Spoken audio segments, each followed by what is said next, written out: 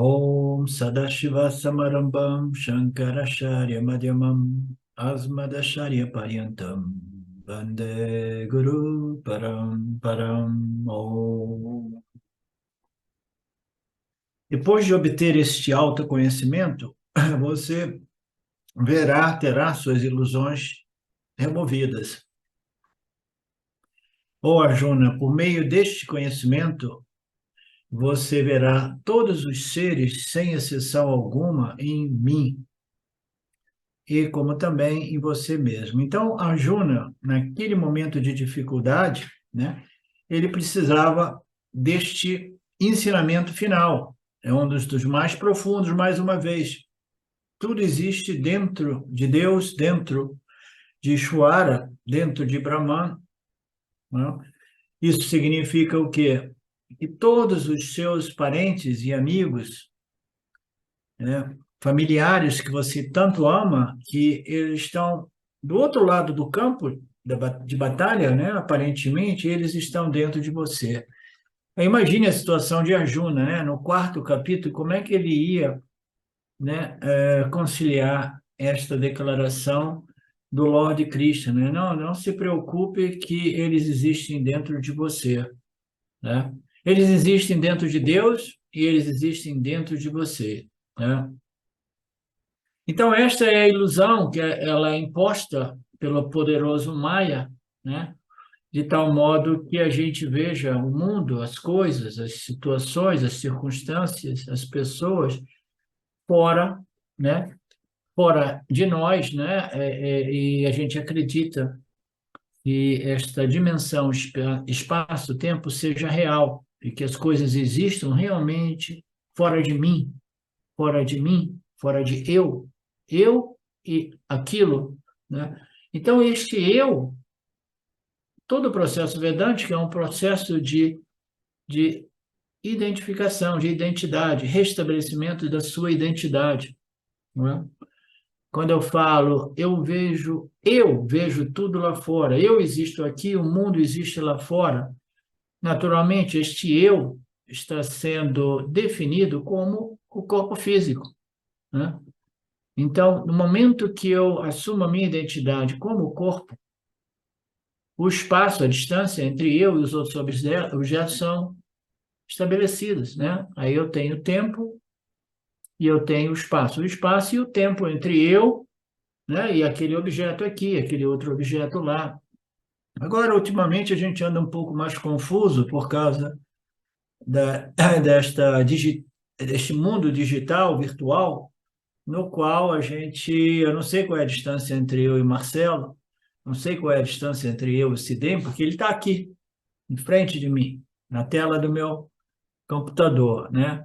Mas quando a gente vê algum objeto, imediatamente a gente acredita que o mundo existe lá fora e eu existo aqui. Mas se eu estabeleço a minha identidade na consciência como consciência, né? Aí como é que fica a história, né? Como é que fica a história?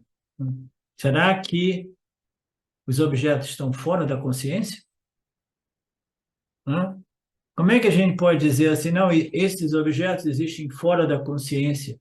Se eu disser tudo isso existe fora da consciência, lá fora, então como é que eu estou consciente de que os objetos existem, sejam dentro ou fora da consciência? Eu preciso da consciência para dizer que os objetos existem fora do âmbito da consciência. Vocês compreendem? Eu preciso me estabelecer como consciência para determinar que os objetos existem fora do âmbito da consciência. Então, nada escapa à consciência, né?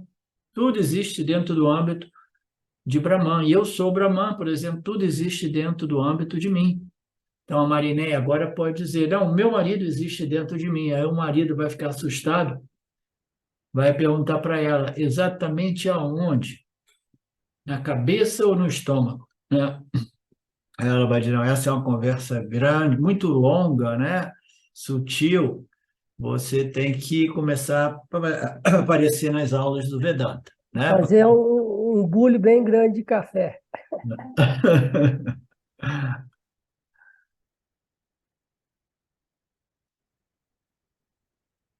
Então, esses são os benefícios, né, que o Krishna apresentou neste verso 35 para o grande Arjuna.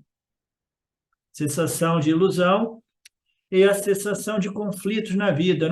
Um problema maior na vida são os conflitos, não são? Né? Então, como eu falo muito frequentemente, no passado eu falava mais isso, karmas conflitantes. Não, são resultados de ações que produzem conflitos. E é muito comum que as ações produzam conflitos de ideias, conflitos de interesses, né? E aí, né, existe o desconforto de ter que lidar com o conflito, né? Então, duas coisas são importantes para nós, bons vedantinos, compreendermos. No nível do Vyavahārika, no campo das interações, toda vez que ocorre um conflito, né, a gente precisa estar disposto a trabalhar esse conflito e tentar resolvê-lo neste nível, né, do Vyavahārika, né? Então, por exemplo, no momento mais rajásico, mais isso eu ajo de modo não adequado, aí alguém se ofende comigo, aí alguém, né, me ataca também, mas eu tenho sempre a possibilidade de arregaçar as mangas da camisa e dizer assim, não, eu vou resolver esse conflito, né? Por quê? Porque eu quero resolver o karma neste nível. Karma são ações e suas repercussões, seus resultados, né? Então, eu quero manter a minha vida dentro da minha possibilidade com o mínimo possível de karmas conflitantes. Karmas conflitantes são papakarmas, eles perturbam a mente, né? Perturbam a mente. Então, eu quero manter a minha vida com o mínimo de papakarma em relação aos outros, né? Em relação aos outros. E o Punya Karma, né? O Punya Karma, tudo bem, que seja bem-vindo, né? Mas quando você tem a ilusão da dualidade removida, os conflitos da vida, eles são liquidados de um outro modo, num outro nível, né? Que é o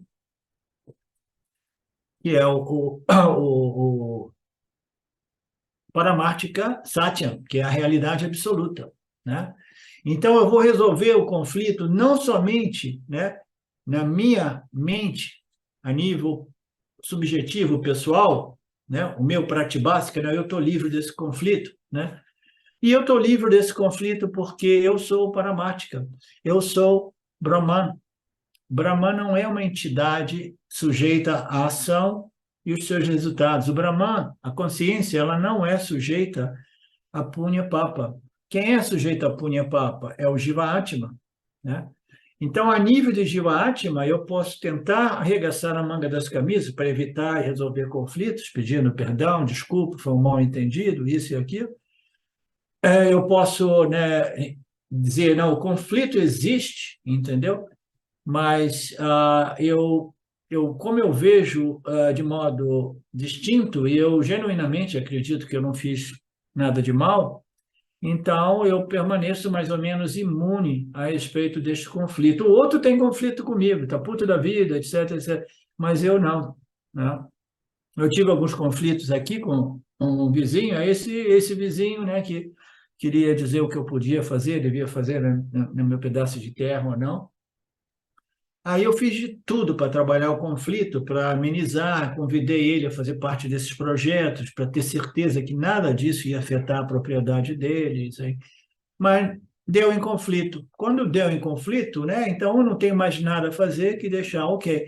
Ele talvez tenha conflito comigo, mas eu não tenho conflito com ele. Eu fiz o que eu pude, tentei resolver, não é resolvível, eu estou em paz, né? Sabendo que as consequências, né, eram imprevisíveis. Tanto é que depois, né, eu, eu fiquei... A minha reputação, ele foi falando mal de mim para todos os outros, né? Então, ele me isolou de outras pessoas. Mas como eu já gosto de me isolar, né? Acho que eu comentei com alguém, eu acho que eu comentei com a Silvia, eu falei assim, ele está querendo me isolar, mas ele não sabe que eu gosto de me auto-isolar, é um benefício a mais, que agora as pessoas me deixem sós aqui, entendeu?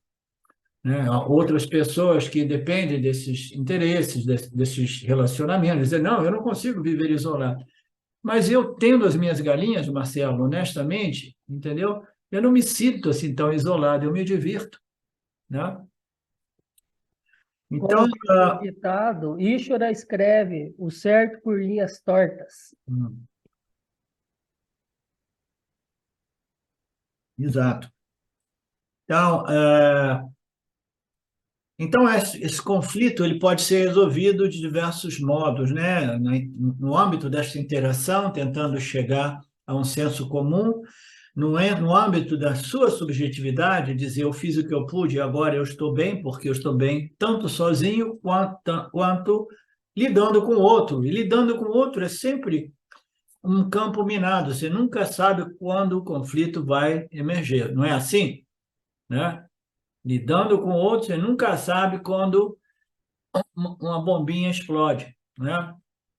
Coisa mais fácil que tem é você ferir, né, o ego do outro, não intencionalmente, né? Simplesmente porque você é o que é, você fala o que você fala, aí de repente o outro não gosta de você e aí explode uma granada aqui, uma outra granada ali, né? É um campo minado.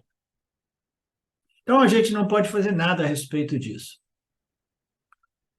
E depois, além de tudo isso, você é estabelecido na sua real natureza como Brahman, que é totalmente livre de karmas e os resultados dos mesmos, né?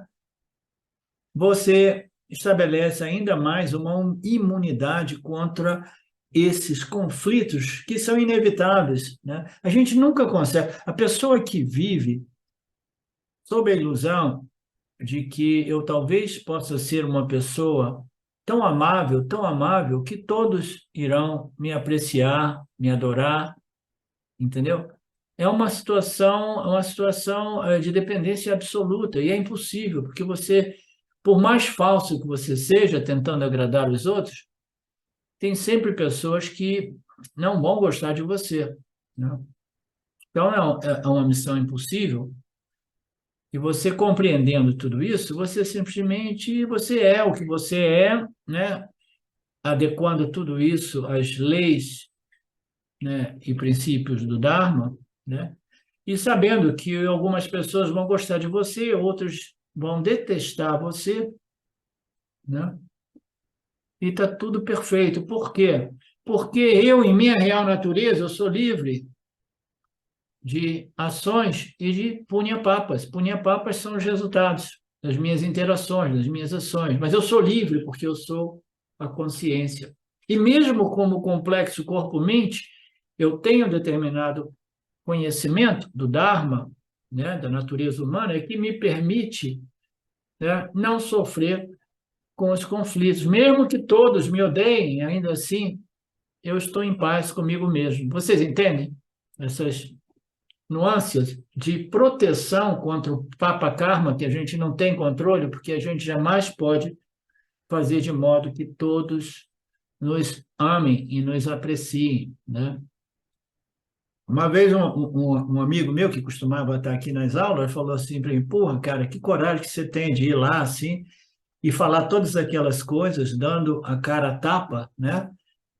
Quantas pessoas vão ver isso? Eu não sei, né? Não tenho a menor ideia, nem interesse de saber. Eu não tenho nenhuma ambição como professor de Vedanta, né? Mas está lá, exposto no web, né? As pessoas vão assistir, algumas pessoas vão gostar, outras pessoas irão odiar, né? E você simplesmente deixa tudo isso por conta de Shwara, sem nenhum problema a respeito do que os outros irão pensar de você, porque você está bem resolvido. Você transcendeu a necessidade de validação, aprovação, simpatia, amor, né? Você já não é mais um político, né? Tentando ganhar a simpatia dos outros.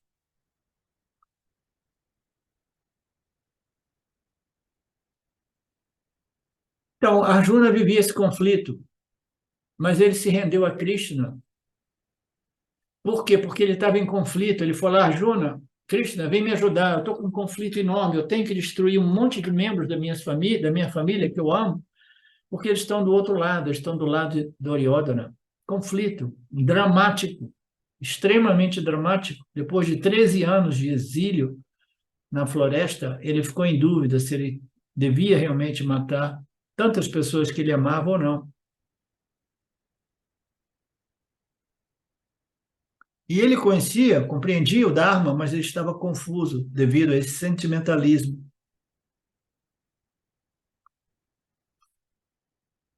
Portanto, isso significa que não, apesar de todo o conhecimento das escrituras do Dharma que Arjuna tinha, ainda assim esse conhecimento não serviu para imunizar ele contra o conflito. Não dá nenhuma garantia, a menos que esses conhecimentos culmine com o autoconhecimento no final das contas, ou pelo menos como um conhecimento espiritual profundo, religioso, espiritual, psicológico, né, da natureza humana.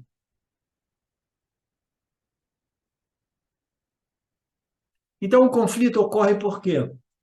É porque eu tenho uma certa expectativa, né? Aqui o Swami falou apego. A expectativa, qual é a expectativa? Eu quero punha, eu não quero conflito, eu não quero que ninguém, né, me ache antipático, né? Todo mundo goste de mim.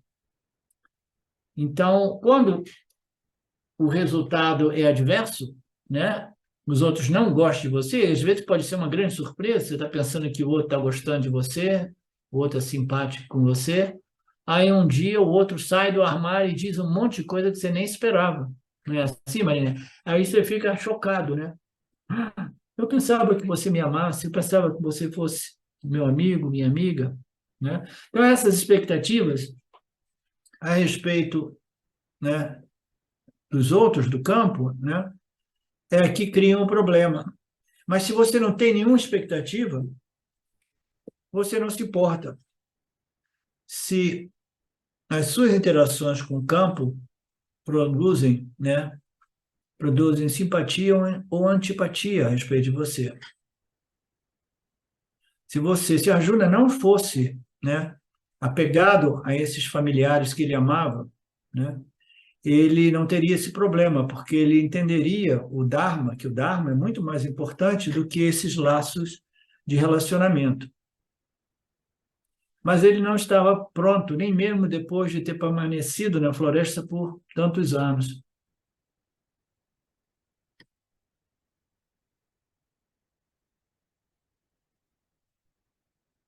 Então, tudo isso, ela se resume na nossa dificuldade de a gente aceitar que não temos nenhum controle sobre o futuro. A gente fica sempre na expectativa de que as coisas vão dar certo, que vai ser tudo bom, que eu não vou ter problemas e conflitos, né? Isso é uma fantasia.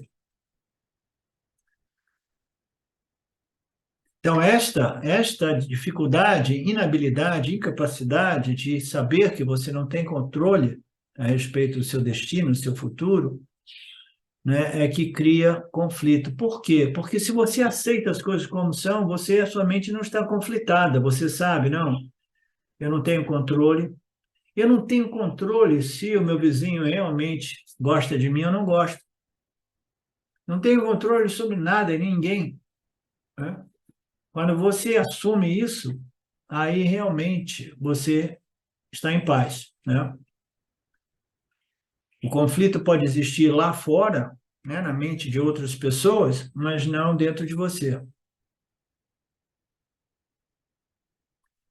E às vezes as pessoas ficam tão medo de cometer erros, né, que irão ter consequências, que elas ficam em cima do muro, adiando, adiando, adiando. Por quanto tempo você pode adiar ser aquilo que você é, né? Você tem que tomar essa decisão na vida, qualquer que seja, casar ou não casar, se tornar sannyasi ou não se tornar, estudar Vedanta ou não estudar Vedanta. Você não pode decidir, não pode adiar essas decisões, e ninguém sabe o que essas decisões irão, né, produzir. Ninguém tem a bola de cristal, Eu digo sempre para a Silvia, você toma uma decisão, você jamais tem que olhar para trás. Ah, não, mas isso foi um erro, não devia, não podia, isso, se tivesse feito assim, assado. Não, eu não penso assim já há muito tempo. Eu, quando tomo uma decisão, eu nunca olho para trás. Eu tomei uma decisão, né? No momento, dentro das minhas possibilidades, né? Eu tomei essa decisão. Se eu tomo uma decisão agora, eu tomo uma decisão agora, sem nenhuma garantia que seja uma boa decisão, porque existe uma infinidade de fatores. Mas você toma uma decisão. Uma vez que você tomou, ó, problema resolvido. A pior coisa que tem é a indecisão, entendeu? Ficar lá, mas, se, né? E aí, como é que vai ser o resultado? Será que vai dar certo, né? Será que eu vou me dar bem? Será que eu vou estar protegido, né? Não, você toma uma decisão e nunca mais olha para trás.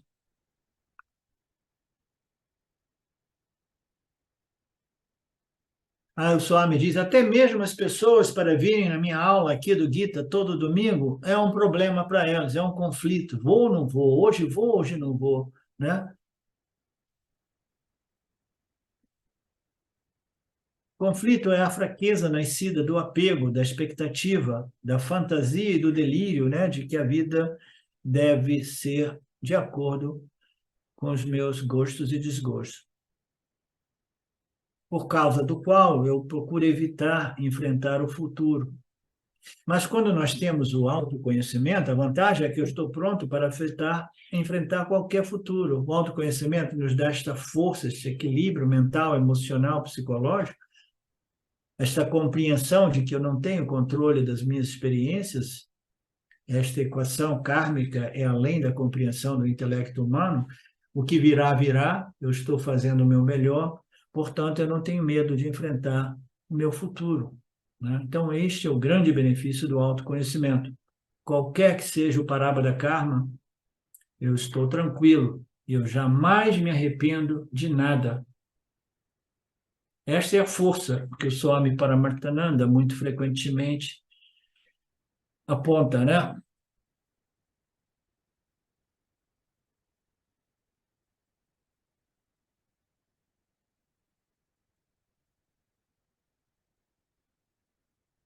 E eu imagino o Swami lá naquela situação e as pessoas chegando a ele para perguntar, Swamiji, e agora? Eu estou gostando tanto do Vedanta que eu estou pensando em me tornar um sannyasi, né?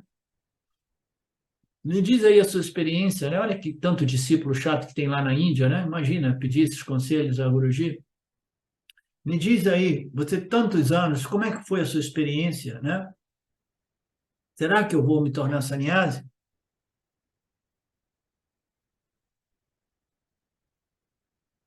E o Swami diz, tome qualquer decisão,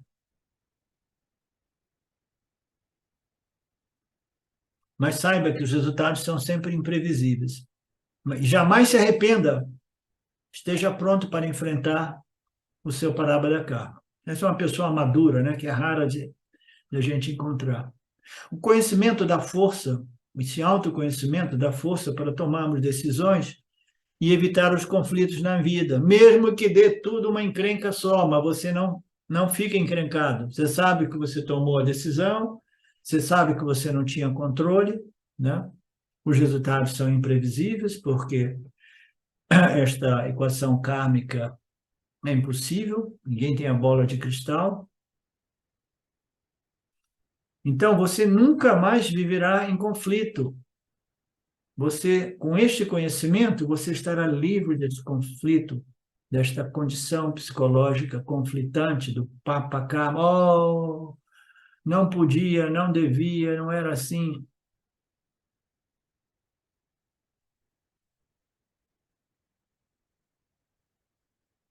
Como nós podemos lembrar, no início do segundo capítulo, o Lord Krishna disse a Arjuna, não, ele iniciou o segundo capítulo com Arjuna dizendo a Lord Krishna, ó Krishna, não sei qual é o curso melhor, não sei se eu devo lutar ou não lutar.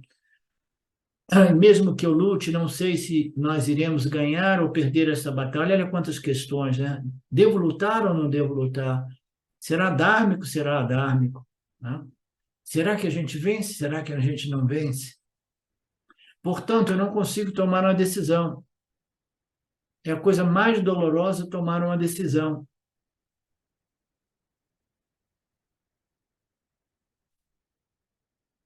É um período mais difícil.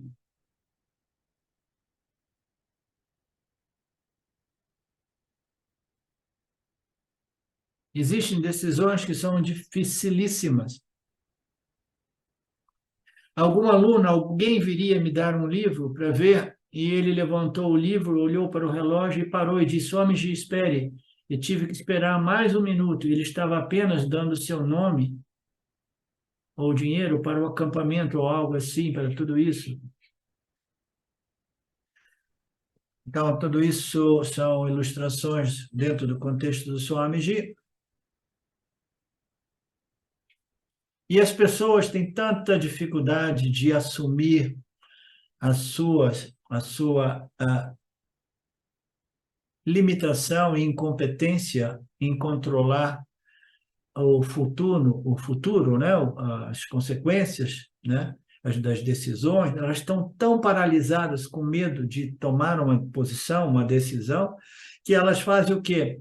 Elas começam a buscar esses astrólogos, as pessoas que fazem tarô, né? Mas, nossa, eu acho tudo isso uma infantilidade tão grande. Tem uma pessoa aqui, onde eu estou morando, que ficou simpatizada por mim, pelas coisas que eu dizia aqui e ali. É tipo uma vizinha, né? Mas lá em Alto Paraíba. E aí, um dia falou assim: Eu quero dar um presente para você. Eu falei: É mesmo, né? Eu já fiquei meio preocupado. Sim, eu vou dar uma sessão para você, porque é uma dessas pessoas, né, que se acham, né? Se acham, né? Espiritualmente falando, né? Vou dar uma sessão de energia cósmica para dissolver os blocos energéticos, né? E depois eu vou fazer uma leitura de tarô, né?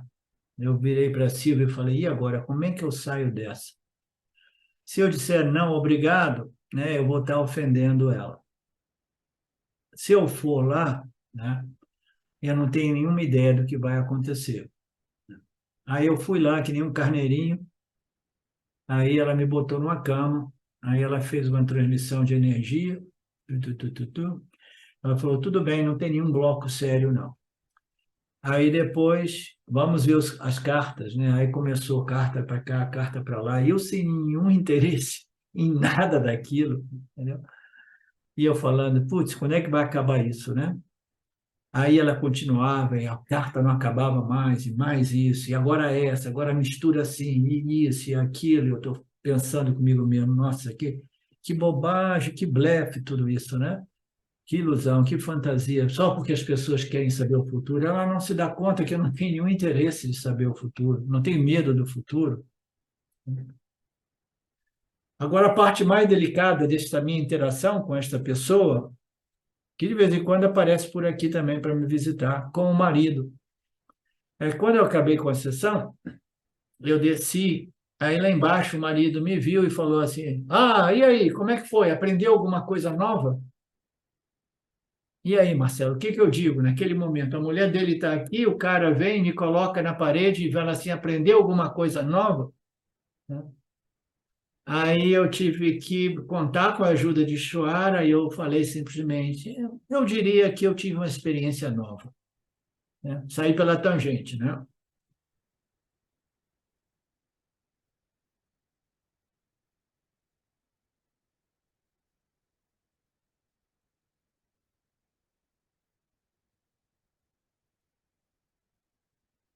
Ok. Então, essas ilusões, elas serão removidas através do autoconhecimento. Tudo bem aí, Mauro? Está dando para seguir a aula? Como é que está o seu Parábola da Karma hoje? Estou levando, professor, mas estou conseguindo ouvir. Gostei muito dessa tua explanação aí agora. Isso É, acontece com a gente, né? Muito comum. De outras formas, né? Mas acontece. Então, este é o benefício número 1. Essas fantasias e ilusões vão ser destruídas, né?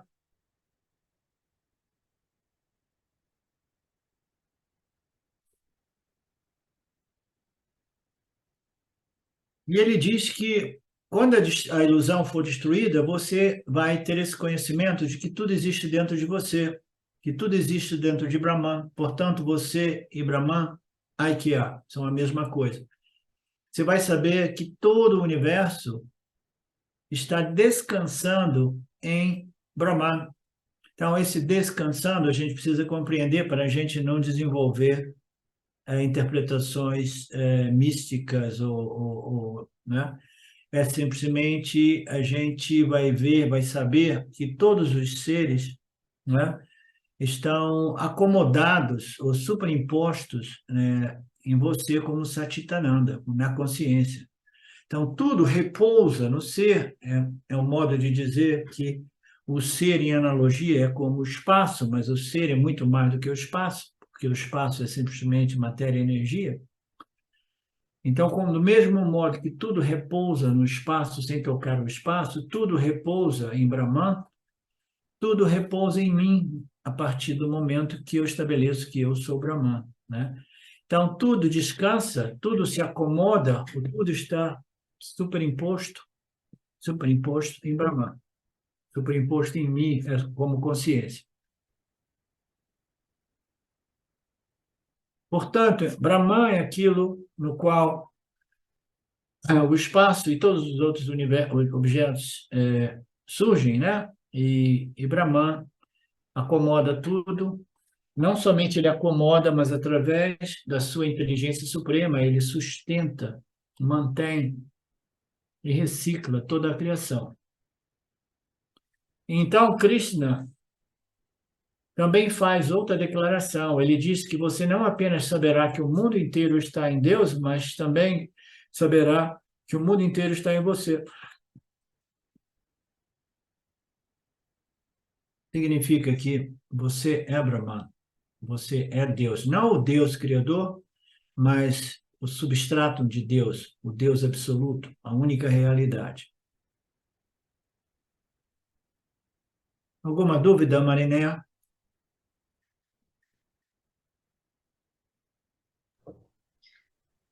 Não, professor. Ainda, como é que se diz?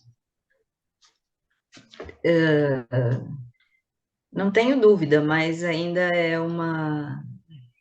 ainda está se formando, né? Essa ideia assim cada vez mais clara dentro da mente, né? Mas dúvida eu não tenho, só que ainda não é não é vivido, né? Seria só na parte intelectual, né? Gradualmente você vai compreendendo que é muito simples tudo isso. É uma questão de... Amigo, como é que você define você? Tem pessoas que se definem pelo cabelo. Aí, se cair o cabelo, como é o caso do Marcelo, a pessoa vai em pane, vai para um hospício, porque ela vai pensar que ela deixou de existir, né?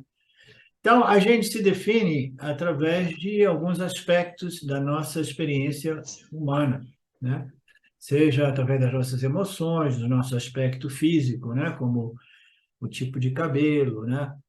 Aí você se identifica através dos seus conceitos, noções, né? Seu conhecimento objetivo, científico, né? Então, essa é uma busca pela real identidade do ser, né? A busca pela real identidade do eu, do ego, né? Porque se eu ouvir dizer que a real identidade do ego, ele é free, ele é livre de punya-papa, ele é livre de modificações, né? É livre de conflitos. Então, você está buscando a real identidade. Então, esse é um processo muito triste, muito simples de estabelecimento da sua identidade, do mais denso até o mais sutil. Então, quando você chega no ponto de estabelecer a sua identidade, não no intelecto, você falou sobre o conhecimento intelectual, mas ainda intelectual. Então, você está bem estabelecida, né? A minha identidade mais sutil hoje a minha capacidade cognitiva, a minha capacidade de compreensão. Este é um bom ponto, né? É um bom ponto. Então, além disso, você precisa, né, compreender que a sua real identidade, ela transcende, né, o intelecto, né? Você precisa estabelecer a sua identidade naquilo que é livre de karma, livre de punya-papa, né? Que é a natureza do intelecto, a natureza do Jiva-Atma, do corpo-mente de todo o universo. Então, é um estabelecimento, uma determinação, estabelecimento de sua identidade. Todos nós temos uma identidade. A identidade é uma coisa complexa, porque ela envolve os 3 corpos, os 5 coxas, todas as experiências humanas, elas vão criando uma rede, né, um net, né, de data, né, que vai estabelecendo a nossa autoimagem, a nossa senso de identidade, né? Então, a gente tem que deixar tudo isso e gradualmente se mover para a identificação com essa capacidade cognitiva, que é um reflexo mais puro da consciência original, até que a gente estabeleça a nossa identidade na consciência pura e original, né? É muito simples o processo, mas é muito sutil o estabelecimento da identidade. Por isso que a gente tem que examinar onde a gente está. A gente estabelece, o primeiro é o corpo da comida, né? No ensinamento dos 5 coxas, né? Então, Anamaya coxa, o corpo físico, o corpo bruto, o quanto identificado a gente está ali, né? Aí você vai levantando, pá, os pranas, aí pá, centro emocional, centro, né, intelectual. Então, você vai vendo todos os níveis de experiência humana através das quais nós nos definimos equivocadamente devido a este poder de Maya, né? De nos definirmos, nos identificarmos com esses níveis mais densos, né, da nossa experiência humana. Mas existe alguma coisa extremamente sutil que é parte integrante da nossa experiência humana, mas a gente não percebe porque é o mais invisível, o mais sutil do sutil, e a gente tem dificuldade de nos identificarmos com este aspecto, que é a única realidade. Por isso, todo o processo vedântico de purificação, né, do intelecto humano, que ele vai se tornando mais puro e mais sutil, e, deste modo, discriminando, tentando restabelecer a sua identidade em algo que é mais sutil do sutil, que é a consciência pura, original, universal, como queiramos chamá-la, né? É livre e independente das nossas experiências de punya-papa, né? Então, o processo é esse. É simples, mas não é necessariamente fácil.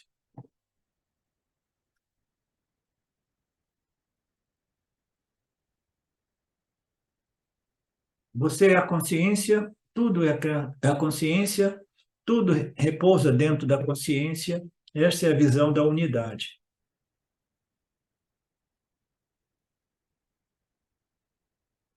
Isso é dito no Bhutani Mai Drakyasya. Você terá todos os seres em mim. Em mim significa o Senhor, né? Você verá em si mesmo também todos os seres. Então, nós estamos falando do Atmani, significa o eu individual e o eu total, né? O ser individual e o Maha ser, que é Brahman. Toda a criação repousa no Maha ser. E eu, o ser individual, né? Em minha real natureza, eu sou o mesmo ser de Brahman, o Maha ser de Brahmana. E esse, de novo, nós temos a analogia da água, do oceano e da onda, né? Qual é a diferença dos 3? Quando você vê, do ponto de vista da onda, você vê que a onda é algo temporário, passageiro, que sobe e desce e se espatifa em algum lugar, ou se dissolve no próprio oceano. Quando você vê do ponto de vista do oceano, parece que você é a totalidade, né? Que você é ilimitado, né? Existem boas analogias do oceano como Purna, né? Mas quando você vê do ponto de vista da água, você vê que não existe nenhuma distinção entre a água, o oceano e a onda, porque tudo repousa na água, tudo, né, se resolve na água, né? A água é a única realidade. O ouro é a única realidade de todos os ornamentos de ouro. Então, nós precisamos de nos identificar não como os ornamentos de ouro, não como os namarupas, né, produzidos a partir do ouro. A gente quer ver a essência natural desses ornamentos. Então, a gente sabe, é tudo ouro, é tudo ouro, é tudo ouro, e para mim só vale o peso do ouro, porque eu sei o valor do ouro, né? Então, do mesmo modo, nós queremos identificar a essência absoluta de todos os Jiva-Atmas. E a essência é o Atma, que é o ser, né? Que é a água, que é a essência do oceano e das ondas, né? O eu individual e o eu absoluto, o eu total, eles são de mesma natureza. E que natureza é essa? É Satit, consciência e existência. O próximo verso é interessante, a gente tem 1 minuto, tem 10 minutos para concluir esse arquivo. Mesmo, o último verso é: mesmo que você seja o pior pecador de todos os pecadores, Arjuna, você atravessará este oceano do pecado, o oceano do samsara, o oceano dos prazeres, dos punya-papas, mesmo que você tenha sido um dos piores pecadores. O autoconhecimento irá destruir, queimar, dissolver, remover todos os seus papas, né? Tudo isso ocorre, né, devido a este conhecimento. Você atravessa o oceano do Punya-Papa no barco do autoconhecimento, né? Uma outra analogia que o Krishna Guru apresenta aqui. Essa é uma declaração radical, né? Como pode um indivíduo ser tão adármico ao ponto de ser um dos piores pecadores, corrupto, assassino, ladrão, né? Criminosos, né? Bandidos? Imagina, pedófilo, todas as coisas negativas da natureza humana concentrada no indivíduo, o pior de todos os pecadores, e esse conhecimento pode transformar de modo que todos esses papas são cancelados, né? Então, é uma declaração radical, dramaticamente radical, para apontar para o fato de que quando a ilusão cessa, né, todos os punya-papas, aqui ele fala sobre os papas, né, todos os conflitos, né, eles são neutralizados e cancelados. Esse é o terceiro benefício apresentado por Krishna Guru, né? O conhecimento irá destruir os seus papas, os seus conflitos. E não existe nenhum outro modo de destruir punya. Papa, que ele está se referindo ao conflito, papa, conflito. Ninguém quer que o autoconhecimento destrua o punya, né? Mas eu tenho que dizer aqui outra coisa que o Swami não mencionou. O autoconhecimento, ele destrói punya papa. Mas quando você tem o seu punya-papa destruído, porque você se estabeleceu na consciência como a consciência, que não é sujeito a karma e punya-papa, então você transcendeu os prazeres e dores da vida. Você transcendeu punya-papa, você está bem estabelecido. Quando você está bem estabelecido, aí existe um outro produto deste conhecimento, que é o Jnana-pala, o resultado desta compreensão, que produz um outro tipo de punya. Aquele punya permanece, e ele não é destruído. Que punya é essa? Shanti, paz, tranquilidade, convicção de que nada pode te afetar porque você é a consciência ilimitada, não afetada pelas experiências do Jiva-Atma. Então, este Punya-Papa, este Jnana-Papa, O Papa, derivado desse autoconhecimento, permanece. Mas todos aqueles punhas, né, do dia a dia, eles se tornam irrelevantes, porque o Jnana é aquele que desfruta desse punha mais elevado. Então, todos nós queremos a remoção dos papas, dos conflitos, das dificuldades, das dores.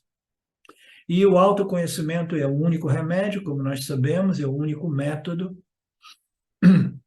para que a gente possa resolver esse problema.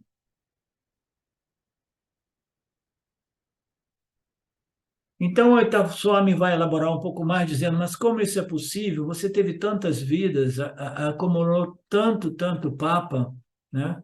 A ignorância é eterna, é cósmica, né? Então, como essa história pode ser, né? Tantos nascimentos e todos esses punhas serem eliminados? A nossa experiência é que a gente tenta eliminar Papa, todos esses papas serem eliminados, a gente tenta eliminar Papa, não, eu tenho alguns conflitos na minha vida, eu tenho que resolver, eliminar Papa ou exaurir Papa, mas, simultaneamente, eu estou contraindo mais Papa, mais resultados conflitantes, né?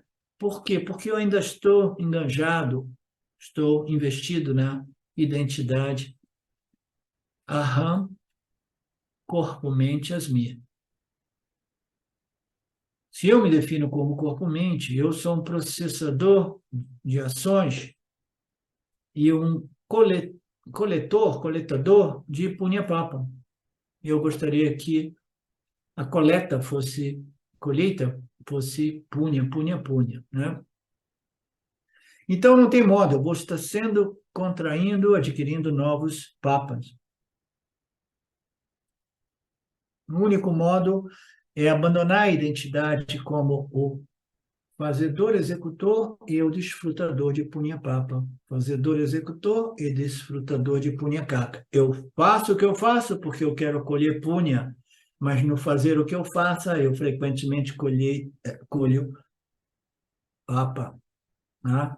Então, como resolver esse problema? Ações satívicas, dharmica, para colher só punha. Não, não é esse. A solução não é essa. Você irá colher um pouco mais de punha, mas sempre vinculado ao seu exercício, observação do Dharma e constante vigilância, e ainda assim conflitos se tornam inevitáveis. E você, às vezes, pode se sentir até culpado, pensando, foi erro, fiz isso, fiz aquilo. Não, é porque é inerente, no campo das interações, experimentar prazeres e dores. Então, não existe uma infinidade de vidas para você esgotar todos os seus papa-karmas. Isso é uma fantasia.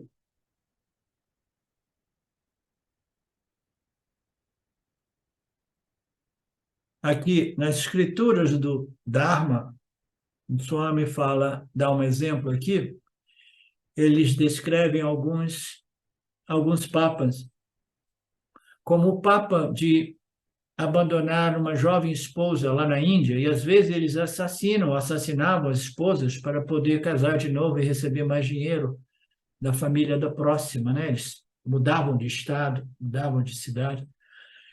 Então, você pode ser uma pessoa cruel a esse ponto.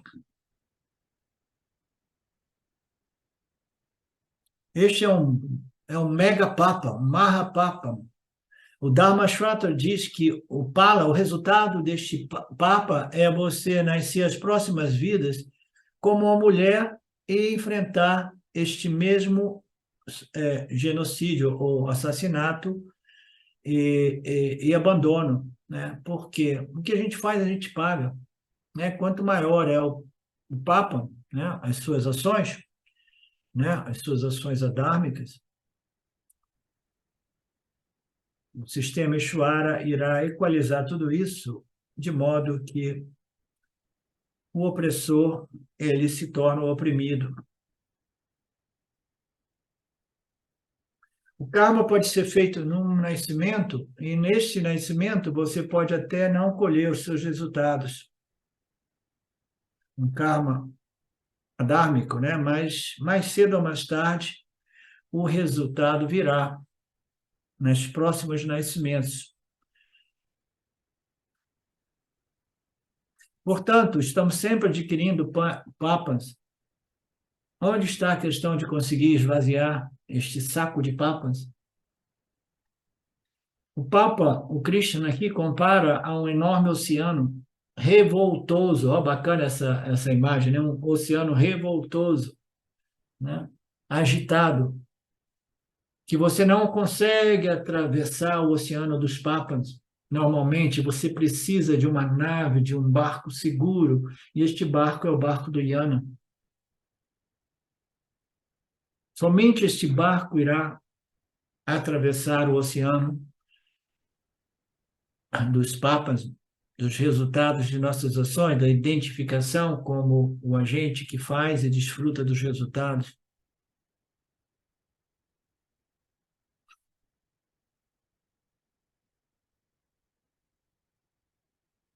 Portanto, eu reverencio Linga, um símbolo de Shiva que representa o eterno Sadashiva e que pode destruir os pecados através deste conhecimento. Portanto, não apenas todos os Sanchita Papa, os papas adquiridos que ainda não se manifestaram ou frutificaram, eles estão ainda suspensos, sendo processados no campo. Não apenas todos os Sanchitas adquiridos no meu nascimento anterior, como também os agames, né, presentes adquiridos neste nascimento e ainda sendo adquirido dia após dia, né, os futuros resultados em potencial, os futuros papas em potenciais, todos eles, tudo isso é destruído. Agami e Sanchita, ok? Todos eles são destruídos. Não importa o quanto papa você teve. A questão aqui é, será que uma pessoa que se tornou um pecador, um violador do Dharma a este ponto, ele merece esse autoconhecimento, este raio, né? Uma descarga de yana que fulmina a pessoa e a pessoa se auto-reconhece, né? E aí ele desfruta desta condição, total remoção de todos os meus pecados, sem nenhum sentimento de culpa, talvez porque o indivíduo saiba a este ponto, né, que ele não tem nenhum controle e de que se ele está sendo beneficiado com a remoção de todos os pecados devido ao autoconhecimento, é porque ele deve possuir méritos de encarnações passadas que permitiram a ele esta graça do Criador. Para fins de argumentação, Krishna diz: você é o pior pecador do mundo inteiro, e todos os papas enumerados nas Escrituras você conheceu. Você pecava diligentemente, mesmo que tenha feito sarvam, você atravessará tudo. Você precisa se preocupar, você não precisa ter culpa, você pode cruzar todos, você não precisa se preocupar, você não precisa ter culpa, você pode cruzar o oceano dos papas se você obtiver este conhecimento. Então você pode perguntar ao Swamiji, já que eu poderia me livrar de todos os papas, é para que eu possa fazer papas frescos, né? Isso aí o Swami falou assim, não, se livrar de todos os papas não é para você começar a fazer mais papas, né? Uma piadinha que o Swami apresentou, mas eu colocaria em outros termos, né? Você pode cruzar o oceano dos papas, né? E você pode perguntar ao professor, mas como assim? Será que eu mereço? Depois de tudo o que eu fiz, será que eu mereço a remoção de todo este acúmulo de papa karma, né? Aí o professor diria, deixe tudo isso por conta do Ishvara, o Lorde do Universo. Se ele concede a você este conhecimento, significa que você tinha muito crédito, né, a seu favor. Portanto, no momento de clareza, você obteve esse conhecimento, e se esse conhecimento é retido, os papas são fulminados e gradualmente os resíduos dos mesmos serão dissolvidos, né? Portanto, é com o barco do Yana que nós cruzaremos o oceano dos papas.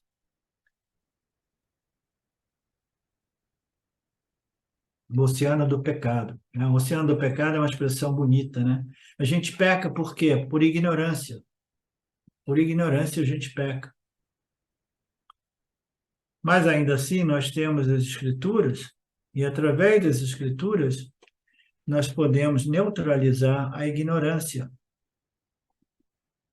E, neutralizando, a gente vai removendo essas perturbações mentais que nos conduzem a uma condição capaz de reconhecer, né, a nossa natureza em Brahman como Brahman. Uma vez que isso tenha ocorrido, né, os papas se dissolvem e os punhas também. Punha Papa, você transcendeu o Punha Papa e agora você desfruta de um outro Punha, um Punha extremamente sutil, que é Shanti, ou equanimidade a respeito dos acontecimentos na sua vida. O Yana é o único remédio. Este é o terceiro benefício: cessação da ilusão, destruição do Papa. E a gente verá na próxima aula um pouco mais sobre tudo isso.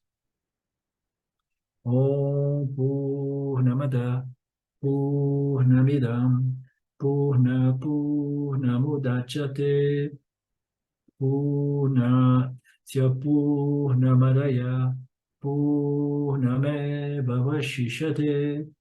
Om Shanti Shanti Shanti.